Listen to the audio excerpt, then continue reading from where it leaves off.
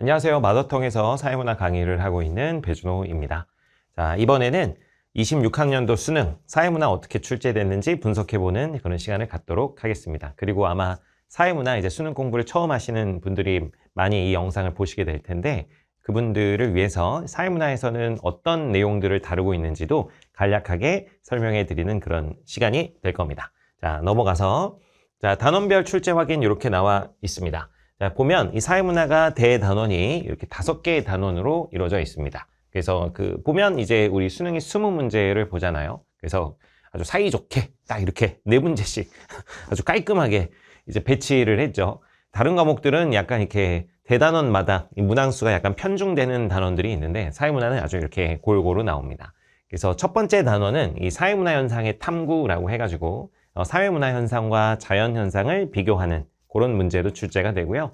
또 이제 사회문화 현상을 바라보는 관점이라고 해가지고 이제 사회문화 현상을 바라볼 때 이 구조를 좀 긍정적으로 보는 기능론적 관점과 사회 구조를 좀 부정적으로 바라보는 삐딱하게 보는 갈등론적 관점과 구조가 아닌 개인의 초점을 맞춰보는 상징적 상호론적 관점 이런 것들에 대해서도 이제 출제가 되고 또 사회문화 현상을 연구하는 방법에 대해서도 출제가 됩니다. 이게 뭔가 통계 자료 이런 것들로 연구하는 양적 연구와 어떤 직관적 통찰로 연구하는 질적 연구 이런 것들에 대해서도 배우고요. 그 연구 과정 속에서 사용되는 여러 가지 자료 수집 방법, 질문지법, 실험법, 면접법, 참여관찰법, 문헌연구법 이런 것들에 대해서도 이제 학습하게 되고 그것이 이제 문제로 출제되는 그런 단원이 1단원입니다.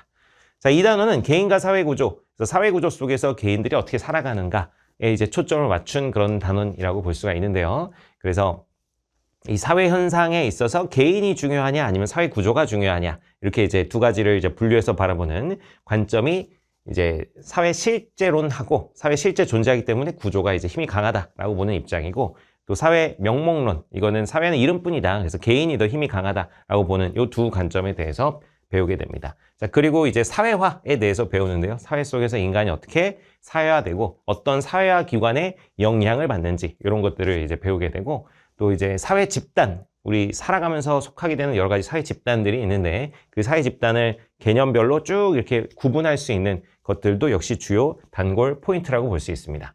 그 다음에 이제 일탈 이론에 대해서도 배워요. 이제 왜 사람들은 일탈 행동을 하게 되나?에 대해서도 이제 뭐 아노미 관점, 낙인 이론, 차별적 교제 이론 이런 것들로 이제 내용을 배우게 됩니다. 자, 그것과 관련된 단원이 바로 2단원이다. 자, 3단원은 문화와 일상생활이라 그래가지고 상당히 좀 이제 재미있는 특히 이제 문화라고 하면은 우리가 생각하는 뭐 해외여행 했을 때 떠올리는 여러 가지 다양한 문화들 그런 거 있잖아요.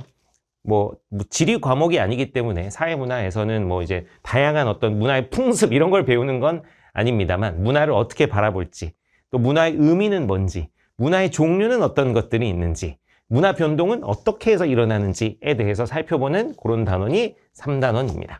이 3단원 같은 경우는 이제 가끔씩 이제 제시문이 좀 길게 나와서 이제 친구들이 좀 분석하는데 애를 먹는 그런 문제가 출제되기도 하는 그런 단원입니다. 자, 그리고 이제 4단원은 사회계층과 불평등이라 그래서 사실 여기가 이제 킬러 단원이라고 볼 수가 있어요. 그래서 이 사회계층화 현상에 대해서 이제 먼저 배우고 그 사회계층화된 것이 과연 그 속에서 그럼 사람들이 어떻게 계층 이동을 하게 되는가. 그래서 이 계층 이동과 관련해서 준 킬러 문제가 하나 나옵니다. 막 너무 어렵진 않은데 친구들이 또 이제 수학이나 어떤 그 자료 분석하는 이런 것들에 대해서 익숙치 않다 보니까 이제 친구들이 좀 애를 먹는 부분 중에 하나고요. 그 다음에 또 이제 사회적 소수자라든가 뭐 여러 가지 이제 불평등, 뭐 이제 사회적 우대 정책 뭐 이런 것들에 대해서도 좀 다루는 그런 단원이고 또 이제 진짜 리얼 킬러 문제인 복지제도 문제. 이제 복지제도와 관련해서 그 수급자 수, 수급자 비율 이런 것들을 이제 자료로 제시해 놓고 이제 보기에서 분석한 것들을 이제 확인하는 이제 그런 형태의 문제가 나오는데 가장 킬러 문제라고 할 수가 있습니다. 자, 그리고 마지막 단원인 5단원은 현대 사회 변동과 관련된 그런 단원인데 그래서 뭐 이제 정보사회, 산업사회 뭐 이런 것들 이제 내용을 이제 살펴보고 또 이제 요새 저출산 고령화 현상이 워낙 심하다 보니까 그것 관련해서 킬러 문제가 나오는데요. 그래서 이제 유소년 인구, 노년 인구, 그리고 이제 청장년층 인구를 이제 부양 인구라고도 하는데, 그래서 유소년, 부양, 노년 인구의 이제 어떤 크기를 가지고 이제 계산해 보는 역시 표풀이라고 우리가 흔히 부르는 그런 킬러 문제가 여기 5단원에서 출제가 됩니다. 그리고 뭐 사회변동과 관련해서는 사회변동을 바라보는 진화론적 관점, 순환론적 관점 뭐 이런 것도 배우고요. 또 사회운동에 대해서도 배웁니다. 사회운동이 이제 어떤 방식으로 일어나게 되고 사회운동의 개념은 뭔지 이렇게 이제 배우는 단원이 5단원이다. 그래서 사회문화는 하여튼 이렇게 단원별로 이제 고르게 출제가 되고 주된 킬러 문제는 아까 말씀드렸던 4단원에 있는 복지와 관련된 문제 이렇게 이제 15번으로 출제되는 것이고요. 그리고 이제 이 5단원에서는 이제 인구비 문제, 그건 이제 20번으로 출제되는 그런 문제, 이 두 개가 이제 사회문화의 핵심 킬러다라고 볼 수 있습니다. 자, 넘어가서 원점수 등급 컷 한번 보도록 하겠습니다. 제가 이제 촬영하고 있는 지금은 아직 확정 컷이 발표가 되기 전이라서 EBS 예측 컷을 가져와 봤습니다. 그래서 예년들은 이제 보면 등급 컷이 45점 정도에 형성이 되고 있는 것을 확인할 수 있는데 이제 올해 예측 컷은 뭐 물론 예측 컷이긴 합니다. 뭐 실제 이제 발표가 나면 플러스 마이너스 1점 정도 뭐 될 수는 있지만 이제 예측 컷을 보면 1컷이 지금 44로 잡히고 있죠. 즉 예년보다 약간 좀 어려웠다라는 그런 이야기가 되겠습니다. 그래서 제가 문제를 이제 보니까 이제 올해 이제 사탐런 현상이 이제 굉장히 심해졌었는데요. 그 사탐런에 주도하고 있는 과목이 바로 이 사회문화잖아요. 그래서 사회문화로 이제 대거 이과 공부하고 있는 친구들이 많이 넘어왔는데 거기에 이제 초점을 맞춰서 이제 평가원에서는 약간 이제 뭐 기존 킬러 문제들은 뭐 여전히 킬러 문제로 있지만 이 개념 파트에서 좀 변별력 있는 문제들을 출제를 해가지고 이렇게 좀 난이도 조정을 해서 이제 난이도가 약간 높아졌다라고 이렇게 볼 수가 있습니다. 그래서 1컷은 이렇게 44점 정도로 예측이 되고 있습니다. 자, 다음으로 넘어가서요. 그래서 고난이도 문제 오답률 한번 확인해 보도록 하겠습니다. 이제 이번에 있었던 6월, 9월 수능 관련돼서 이제 오답률 확인 한번 해볼 텐데 여기 15번 이제 6월 모평 보시면 여기 15번 역시 아까 말씀드렸던 15번이 가장 고난이도죠. 복지제도 가장 고난이도고 그 다음에 이제 그 다음 킬러 문제인 부양비 문제 역시 뭐 고난이도였습니다. 그리고 아까 또 잠깐 얘기했던 계층 이동 문제도 나름 또 이렇게 나름 고난이도로 출제가 되지만 역시 15번이나 20번만큼은 어렵진 않습니다. 그죠? 자, 그리고 9월 모평 보시면 근데 또 의외로 어떻게 했냐면 이 개념에서 아주 힘을 줬어요. 그래서 이런 자료 분석하는 문제가 아니라 개념 문제에 힘을 확 줘가지고 이게 이제 사회화 기관 관련된 그런 문제였는데 좀 함정을 확 파놔가지고 거기서 이제 후두둑 낚아서 아주 86.7%라는 굉장히 높은 오답률을 이 개념 문제에서 기록을 하게 되었습니다. 뭐 여전히 뭐 복지제도나 인구 부양비 문제 역시 뭐 이제 킬러로서 역할을 했고 자, 계층 이동 문제가 이 9월에 상당히 좀 어려워져가지고 계층 이동 문제도 이렇게 상당히 좀 오답률이 높았다. 전에는 48.9였는데 61%까지 올랐죠. 자, 그럼 수능은 결과적으로 어땠는가? 역시 15번 복지제도가 가장 킬러 문제, 난이도가 높은 문제였고요.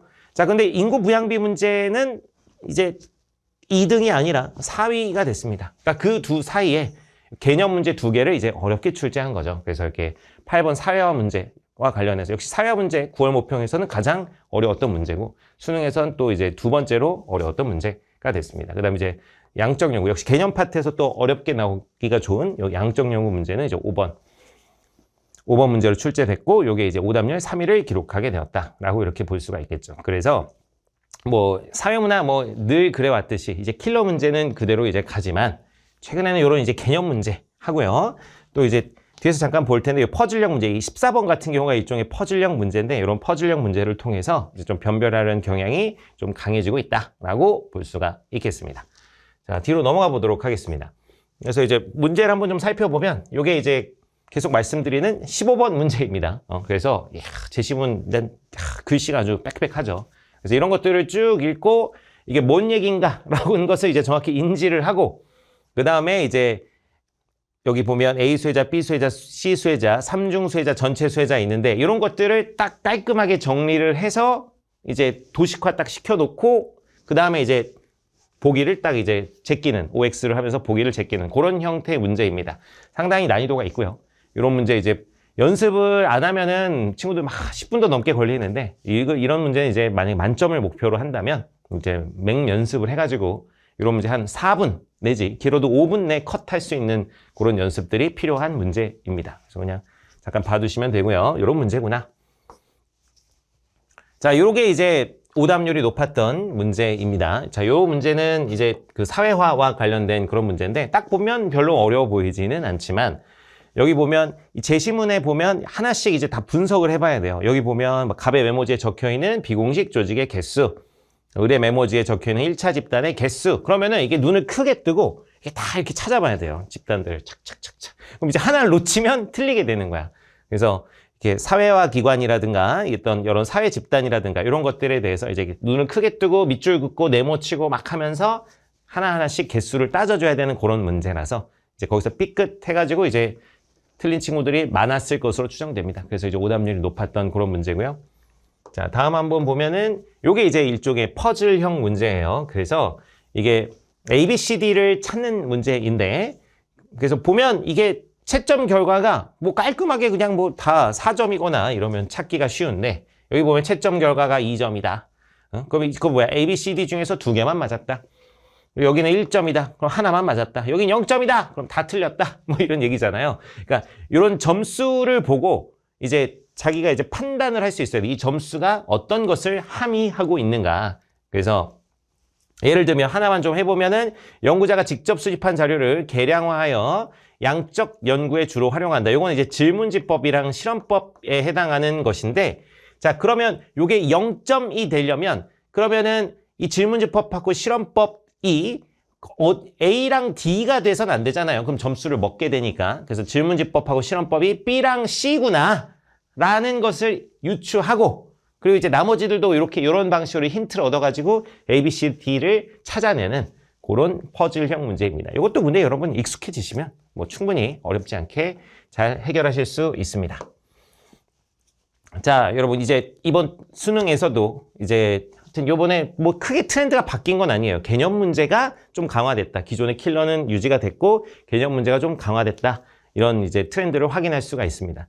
아마 이제 다음 수능에서도 이 개념 문제를 강화하는 트렌드는 더 강해질 것으로 보입니다. 이게 다음 수능에서는 더 사탐론이 더 심해진다는 예측들이 많잖아요. 그러니까 뭐 이 어떤 계산 문제를 통해서 막 변별하는 것을 늘리기보다는 그러면은 아무래도 이과 공부한 친구들이 좀 유리하게 되니까 개념 문제를 통해서 이제 특히 이제 어떤 그 제시문들을 좀 길게 내고 그 제시문들의 어떤 함정을 파가지고 이제 출제하는 그런 형태의 문제가 많이 출제될 것으로 예상됩니다. 자, 그런 것들을 이제 낚이지 않으려면 그 전에 어떤 방식으로 출제됐는지 기출문제 분석을 역시 확실하게 해 두셔야 합니다. 그래서 우리 마더텅 교재로 잘 공부해 주시고 또 이제 부족한 부분이 있으시면 제가 또 해설 강의도 잘 해놨으니까 해설 강의도 보시면서 이제 사회문화 어렵지 않게 잘 공부하시고 돌파해 내시기 바랍니다. 이상으로 마치겠습니다.